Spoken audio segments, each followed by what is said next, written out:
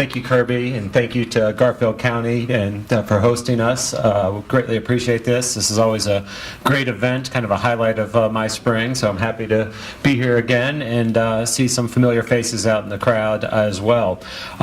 Real quick, I'll just kind of jump in to the presentation, try to make up a little bit of lost time.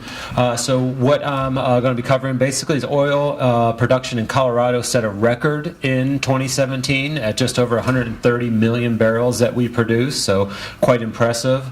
Natural gas production has been stable since about 2012, so kind of bumping right along in the same range, roughly there overall. Employment changes have looked like a roller coaster in the oil and gas industry. We saw some of that through Nathan's presentation yesterday, and the broader impacts both on the total non-farm employment out here on the western slope, and that's particularly driven by a lot of those oil and gas job losses that we've seen as well. The price and production forecasts were pretty well covered yesterday by Troy Cook, so he did a great job in sharing that. I will have some of that I can share with you too. And then I think my boss, Irv Halter, did a pretty good job in explaining the state revenue projections, and I have a few slides that I was going to take from the Office of State Planning and Budgeting that they put in their March forecast, and did share those with you too. But in the interest of brevity, I was really inspired by our first speaker yesterday, so I think I'll just subject myself to questions now. We'll just move right on there as well. So fortunately, I'm not a lawyer, and don't want to subject myself to about 25 minutes of cross-examination up here. I'm an economist. I have lots of charts, slides, everything else, and the like there too. So hopefully we'll pick up on some of those trends that we're seeing too. So all joking aside, we'll jump right into the presentation. What this chart shows is the monthly crude oil production in both the United States, shown in blue, and millions of barrels per month on the left-hand scale, and Colorado, shown in red, and their production in millions of barrels per month shown on the right-hand scale. A couple of things that jump out. If we start on the left-hand side of this chart, back in January 2010, Colorado accounted for about 1.6% of all oil that was produced in the United States. Flash forward to January of 2018, and our oil production is now accounting for about 4.3% of all oil production that's occurred in the United States. So a lot of growth in our oil production, decent amount of growth in the United States too. So in February of 2017, we kind of saw a trough both in Colorado and the United States oil production. Since February, the U.S. oil production has recovered nicely. The last 3 months have been above 300,000 barrels that were 300 million barrels that were produced per month. That's over 10 million barrels per day on average. EIA is projected about 10.7 million barrels per day to be produced on average in 2018, and going up to about 11.4 in 2019. So I think Noble kind of alluded to this yesterday, where they're expecting quite a bit of an increase in production to occur throughout 2018 and beyond there too. And I think that that's going to be the case. And the red line in Colorado shows this even more particularly. In February of 2017, our oil production really kind of bottomed out at about 8.2 million barrels, 8.3 million barrels or so that were produced that month. Since then, we've jumped up to over 13 million barrels that have been produced for the past 3 months. That's a 45% growth that we've seen that occurred basically from the low point a year ago to currently, versus about a 22% increase that we've seen nationally. So our production is growing at a faster rate than what we're seeing the production grow at nationally. Looking at the annual production, this is figures from the Colorado Oil and Gas Conservation Commission, and in 2009 we just cracked over 30 million barrels that we produced on an annual average. So you go forward to 2017, and our production had increased by 100 million barrels over that point in time. Really a point that stands out to me is the jump between 2013 and 2014. Again, that was a period of about 45% growth on a year-over-year basis. 2015 was the prior record. Then we saw kind of a sharp drop in oil prices that occurred starting like in May of 15, lasting through the first quarter of 16. And so that affected our production in 16. It fell. Our markets were responsive. Our producers were responsive to the market conditions. And so we saw about a 5% drop in production between 15 and 16. But then that really bounced back, corrected itself this past year, where we saw our production statewide go up by about 11.6% from 2016 to our new record of just over 130 million barrels produced. Now, if we're talking about the story of increased production in Colorado, it's really a Weld County story, hands down. The red line on this chart shows Colorado's total production. The blue line shows Weld County's share of the total production. Weld County is accounting for 91% of all oil that's being produced in Colorado currently. I have the rest of the state kind of down at the bottom in green, and that's kind of just moving in a tight range between about 12 and 14 million barrels of oil that are produced annually in the kind of 29 balance of state counties, I would say there. So really the driving force behind our exponential increase almost in oil production has been Weld County, and that's also come at the expense a little bit of some other counties. I have a map of kind of the balance of all the other counties. I've grayed Weld County out on this case because it really distorts everything else on the scale.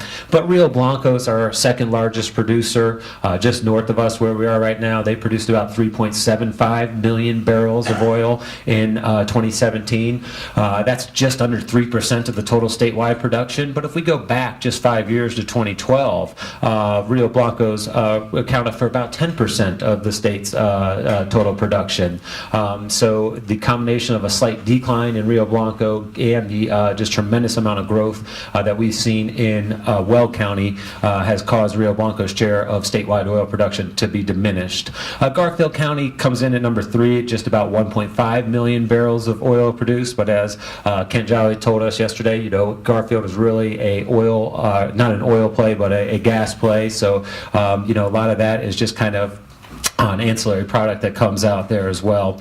Looking at other big producers, if we go to Arapahoe and Cheyenne, we got just about 1 million barrels that were produced in both those counties. Jackson, Larimer, and Adams, right about about 750,000 barrels that were produced. And then if we go out Lincoln there as well, and then Cheyenne about 500,000, and then Moffett kind of rounding out the top producers with about a third of 1 million barrels that they produce. But you can kind of see geographically too on this map where most of the production occurs. It's definitely almost makes a upside down U going across the state, with that hotspot concentration being there in Weld County and moreover on the in the Niobrara and the DJ now than on the western slope.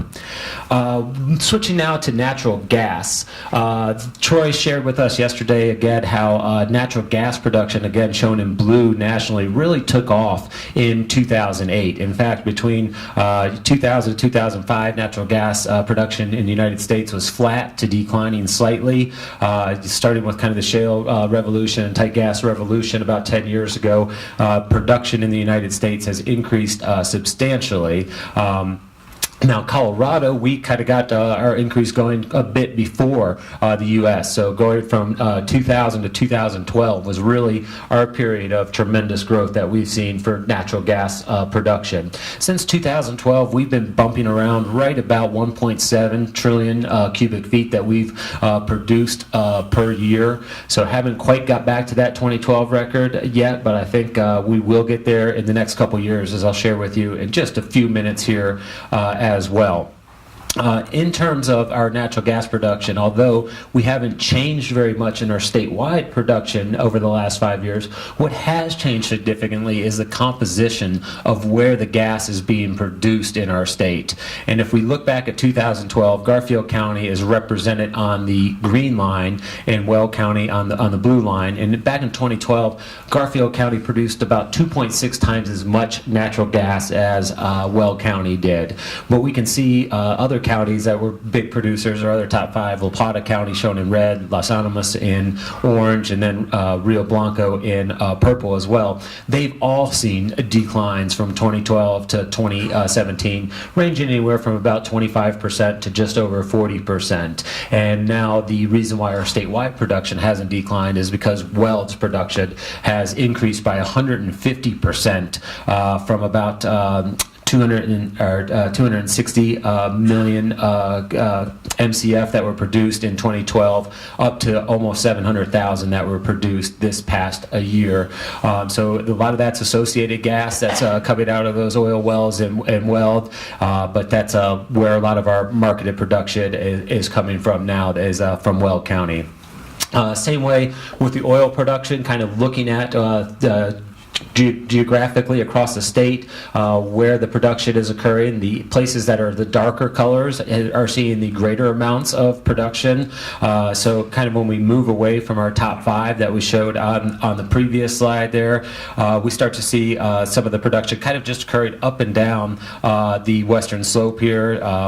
Rio Blanco, Mesa County comes in right after Rio Blanco. They are our 6th largest producer. They accounted for about 2% of all the gas that we had produced in the state. Then you go over to the other side of the state, over by the Kansas and Nebraska border. Yuma County was about 1%, and then some smaller ones, Archuleta, and I apologize, kind of had an error on the map. Mineral County doesn't have any production. That should have been Montezuma County, so in the bottom left corner right there, Montezuma, also some significant production that we see here. And then going back into the Niobrara and right around Weld County, some other good gas production that we see around the state going on a county-by-county basis. Looking at oil and gas employment across the state, this one is oil and gas specific. Some other employment slides that I'm going to share afterwards include mining, so that will include some coal and some other mining like gold and molybdenum there. But that's a really small component overall. When we're talking about mining employment across the state, that other mining component's about 4,000 jobs, and this is what we see right now with our oil and gas employment. But what really stands out to me, aside from the roller coaster volatility that we see from this employment, is the severe losses that were incurred from the end of 2014 through the middle of 2016. We lost about 13,000 oil and gas jobs, many of them out here on the western slope. That's about a 40% decline. If we contrast this to what happened during the Great Recession, the area shaded in gray back in 2008, from November of 08 to November of 09, we saw about a 30% decline in our total jobs right there overall. So the job losses that we've seen recently in oil and gas have been much more severe than they were in the Great Recession. So I think it's safe to say that it really feels like the oil and gas industry kind of was in a recession over the past 2 years or so. Started to recover, bottomed out almost 2 years ago, but from end of 2014 to the end of 2016, it really wasn't a very pretty picture, and that's illustrated here by the continuing claims in the mining sector that we've seen. And I know the figures are kind of hard to read on here, but what you see is almost this rabbit ears kind of effect that we have, where the starting in the beginning of 2015 and going to a peak around May, just a strong escalation in claims. They ebbed a little bit through the fourth quarter of 15, but then really picked back up again, kind of peaking again almost two years ago, February of 16 or so. So if we look in February of 18, that's highlighted in red, there were only 230 continuing claims that were filed in the mining sector. That's a decline of 1,300 claims, or 85% from that February 16 peak, and we're down by about 45% from where we were just in February of 17, or just about 200 claims or so. So this is a sign that I take as real positive, shows that the industry has kind of weathered the worst right there, showing that people who are losing their jobs, or people who either aren't losing their jobs in the industry that much, or if they are, they're not going and filing for unemployment with a maximum benefit of around $500 per week, but rather that they're able to find another job, hopefully within the sector as well. Kind of on an annual basis, looking at current employment statistics, from 2014 to 2016 on an annual basis, we've lost over 10,000 mining jobs. That dampened our overall job growth. If we go back into 14 and 15, those are some of our most robust growth years that we've seen across the state for all industries since the turn of the millennium. Basically, you have to go back to 99, 2000 to find a time that we saw stronger growth across our state than we did in 14 and 15. Now, with those mining job losses that we started to incur, that really helped to dampen a lot of our growth. So in 2016, annual average growth was only 2.4%, and it fell even a little bit more last year there. But weakness in wages is really something too. Wages last year rose by only 1% statewide. Annual average wage is about $1,050. It went up by about $10 or so. So mining sector definitely paying wages that are almost twice that. But when you lose a lot of those jobs paying about $2,000 per month, that has a really depressing effect on our overall wages. So if I stripped out mining, manufacturing, and management of companies, three industries that kind of have some volatile pay movements and other job losses there too, then we see about 2% overall growth. Still not keeping up with inflation, so not the kind of wage growth that we would hope to see. That is changing this year. We're seeing some really strong wage growth through the first 4 quarters of the year, and I think part of that is because we've seen that strong rebound in those mining jobs too. So 2017 on annual average, using the current employment statistics, shows that we saw a gain of about 2,000 mining jobs, 8.5%. That's the fastest growing industry that we had in the state. Looking at a census of employment done by the quarterly census of employment and wages, that data for the fourth quarter in 2017 will be out next month in March, or excuse me, in May. But right now we have data through the third quarter, and really shows that about April was when we turned the corner and started adding jobs, and through September we've really seen some robust growth in the mining in oil and gas, up about 15% from the third quarter of a year ago. Where have these gains occurred? Well, they've by and large been in Weld County. Of that 3,700, Weld County has accounted for over 1,700 of the gain. But the next biggest gainer occurred in Mesa County. So that's a really positive sign that we've seen. Just over 900 jobs from a year ago in mining that we're seeing in Mesa. Denver's kind of lost on this chart, not a very big county geographically. But Denver comes in third with about 850 mining jobs. A lot of those are kind of office jobs and other landman, lawyers, and the like there too. And then kind of rounding out the top 5, we have Morgan County up at just over 100, and then Garfield has added about 62 mining jobs. So a little bit disappointing that they haven't come back as strong as what we've seen with Mesa County. Now, compared to a decade ago, we really see in blue counties that are down in employment over 500 jobs. Fewer mining jobs in that darkest blue color. So 2 places that really stand out on that, Garfield and Mesa County. Delta and Gunnison County, most of those job losses are due to kind of coal mining. But looking up north from here, Moffett, Rio Blanco, Route, Montrose, San Miguel, kind of all along the western slope, they're still down below where they were 10 years ago in terms of their total employment. And that places that have really seen the growth has been Weld, and that's where we've seen all the oil production occurring. So it's not a big surprise there. Lake and Teller, a little bit of an outlier there. That's more of our other non-mining that's not oil and gas. Those are kind of metal mining that we see there in those cases.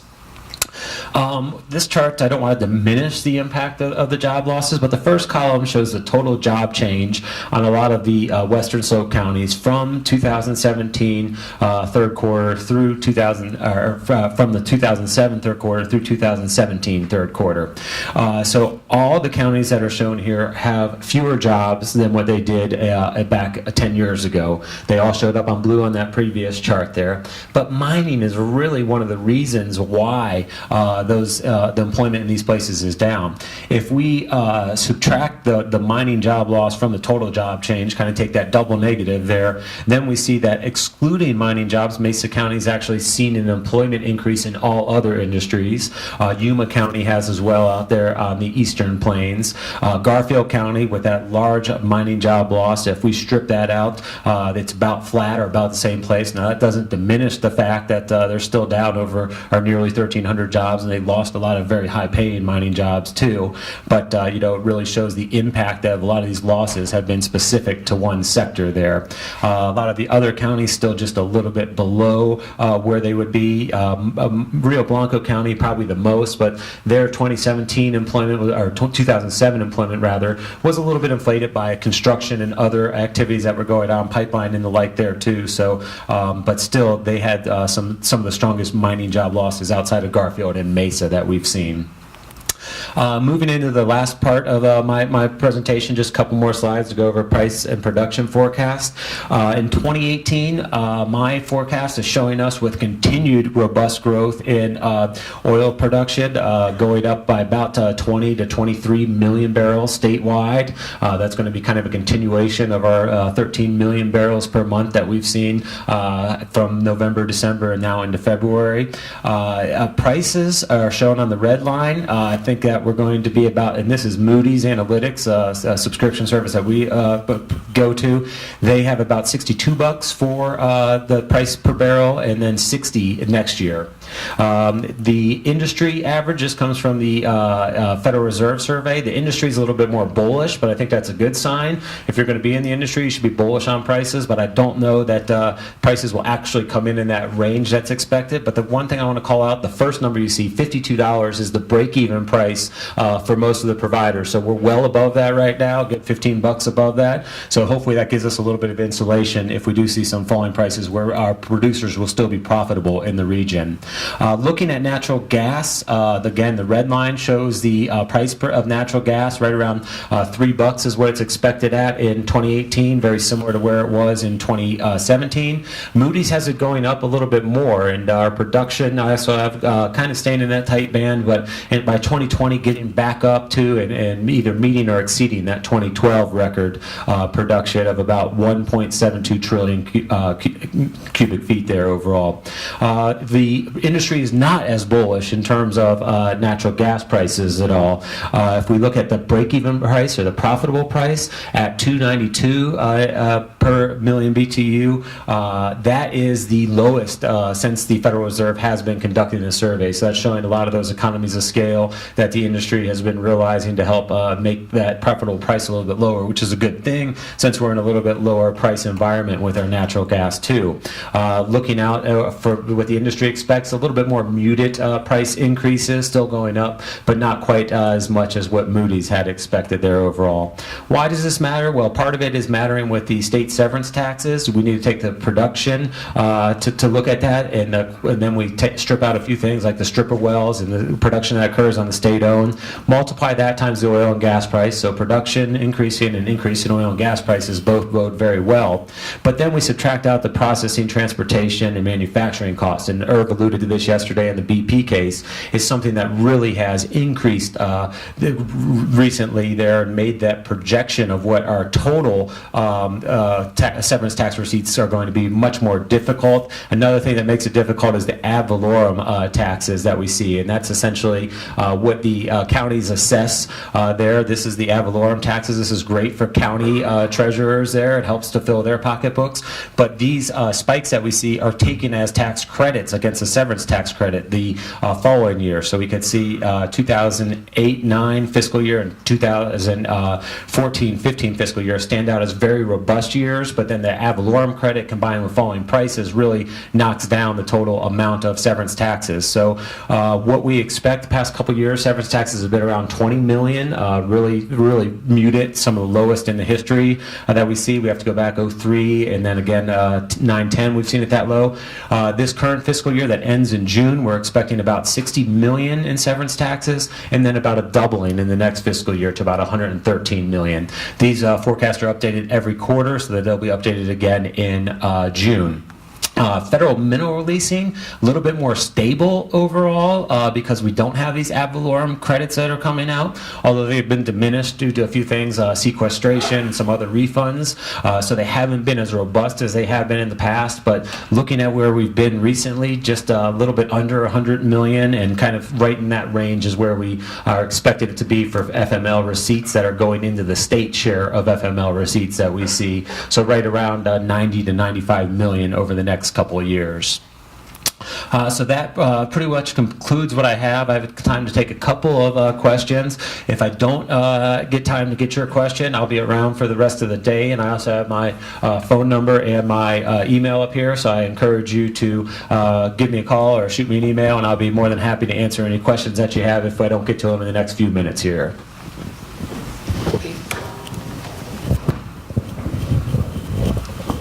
Hi, Bonnie. Hi, Chris. So I just wonder on the pricing, I doubt, I probably know the answer to this, but in terms of pricing for natural gas, is there any way to factor in what the price might be if we get Jordan Cove built, approved and built? That's a great question, and I think kind of from what we were talking with David and like yesterday, probably a 5-year time horizon before we really see that. But we'd see a lot more capacity coming out of the western slope here too, and I think that we could see definitely an increase in gas because when you liquefy that gas and ship it, it commands a much higher price when it goes out to the global market than when we just have it in the domestic market or what pipelines can move to Canada or Mexico. So I would expect that it would increase right there, and just that combination of a little bit higher prices. But the biggest benefit would be that production could be ramped up again now too, and you could get to full capacity on a lot of the pipelines and the like there as well. Right. Yeah, that's what we're hoping for. Hey, Chris, over your left. I'm Jim Yellicoe, the Garfield County assessor. So that ad valorem piece of the severance tax, how big is a problem, or is it a problem with all the Metro District stuff that's happening in Weld County? Do you look at that, do you see it as a problem in the future? Because if all that production value is coming from Weld County, and their ad valorem share keeps getting bigger and bigger, but I don't know how big of a problem it is. It's really very situational, and that's something that we're going to look at as a project. Our GIS guy and taking some of the production by facility and really overlaying that production with those mill levies. Certain places it's definitely going to be an issue. The closer you are to a metropolitan area, when you look at some of the hot spots on the Niobrara and Codell, they tend to be right around some of your bigger metropolitan areas where you have those metro districts that add up there too. But when we heard from Noble yesterday, they were saying they were doing a lot of their drilling to the east of Highway 49. So that's a lot more rural area where you won't find as many of those metro districts. But that definitely does complicate the picture a little bit there, Jim, where you have some places that have very high mill levies, sometimes with overlapping metro districts and the like there too. That isn't the case necessarily when you get out here on the western slope and in places where the mill levy is considerably lower. So you don't see as much of an ad valorem credit being applied for production that's occurring out here. But that being said, that ad valorem credit is not on a county by county basis. All the producers add it all up, and then that's taken out the bottom line of their tax receipt or return right there too. Hey, Chris, sorry. Colorado Oil and Gas Association, I think, is estimated like 100,000 employees in the state, and you're showing much lower, obviously 20,000, and maybe you're not including all the contractors that are working. Is that the disparity there? That's exactly right, Steve. Brian Lewandowski and Leeds School of Business did a study, and that number was right around 90,000 or so, give or take. But that looked at a lot of the multiplier effects and everything too. When we looked at just what I was showing, it was just the oil and gas or the mining, and I think we'll get back up to about, call it 30,000 jobs or so right there with total mining. If we remember Nathan's presentation yesterday and some of the multipliers, they were coming in 2.8 or so, or a little bit higher. So just kind of taking that 30,000, giving a multiplier of 3 to it there, just to kind of do rough math, that gets us back up to that 90 or so. But a lot of those are in other industries. They might be transportation industries. So this doesn't include like pipeline transportation, construction of pipelines, a lot of activity that might might be working on reclaiming a well pad, or a lot of construction activity that would be going on beforehand there too. So a lot of that falls into construction or transportation or other industries. So that was kind of a more narrowed approach that I took in looking at it, and just specifically demining jobs. But if we were to look at the impact that the industry has, it's definitely much larger than just the 20-some thousand oil and gas jobs, or 30,000 maybe potential mining jobs that we have across the state.